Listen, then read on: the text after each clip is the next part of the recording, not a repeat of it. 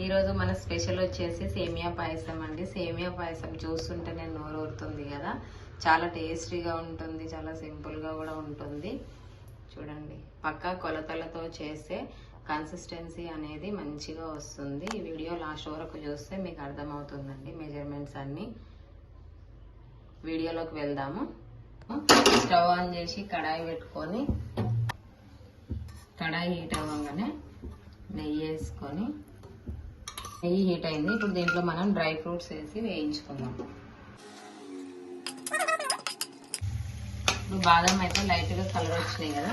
ఇప్పుడు దీంట్లో జీడిపప్పు వేసేసుకొని రెండు కలిపి కొంచెం బ్రౌన్ కలర్ వచ్చే వరకు వేయించుకొని తీసేయాలి. జీడిపప్పు బాదం పప్పు మంచిగా కలర్ వచ్చేసినాయి కదా. ఇప్పుడు దీంట్లో తీసుకొని పక్కన ఉంచుకోవాలి.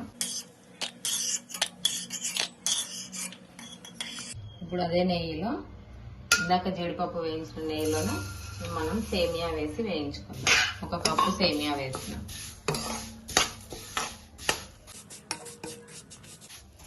లో ఫ్లేమ్లో ఉంచుకొని మంచిగా గోల్డెన్ బ్రౌన్ కలర్ వచ్చే వరకు వేయించుకోవాలండి. మంచి వాసన వస్తుంటుంది. సేమియా వేగిందని తెలవాలంటే మంచి స్మెల్ వస్తుంది.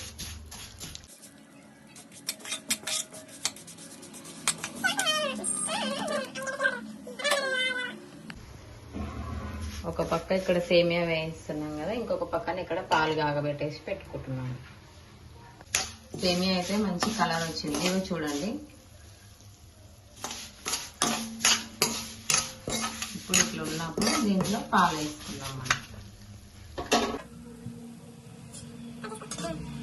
ఇప్పుడు సేమియా అయితే బాగా వేగిపోయింది. పాలు వేసుకుంటున్నాం. చూడండి,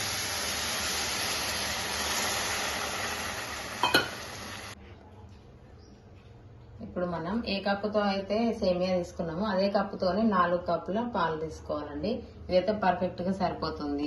చిక్కగా కాకుండా మరీ లూజ్ గా కాకుండా కన్సిస్టెన్సీ అనేది మంచిగా వస్తుంది. సేమియా అయితే మంచిగా ఉడుకుతుంది కదా, దీన్ని మధ్య మధ్యలో కలుపుకుంటూ ఉడికియాలి.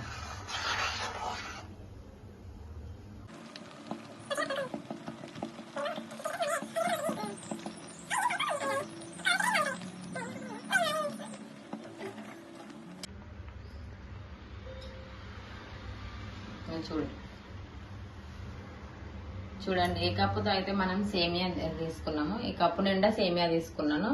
చక్కెర అయితే మా ఇంట్లో తక్కువ తింటారు కాబట్టి కొంచెం 3/4 తీసుకున్నాను నేను. మీకు కావాలంటే ఫుల్ కప్పు తీసుకోవచ్చు. అదే కప్పుతో 4 కప్పులు పాలు తీసుకున్నాను నేను.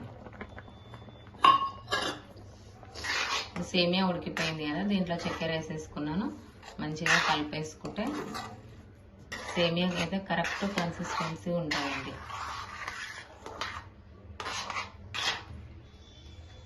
ఒక 2 నిమిషాలు ఉడికిద్దాం. సేమియా అయితే మంచిగా ఉడికిపోయింది కదా. ఇప్పుడు దీంట్లో 1 స్పూన్ ఇలాచీ పొడి వేస్తున్నాను. ఒక్కసారి కలిపేసుకున్న తర్వాత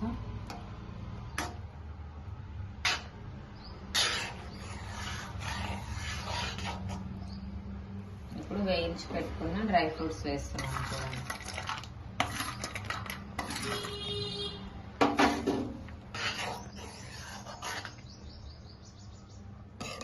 అంతే అండి.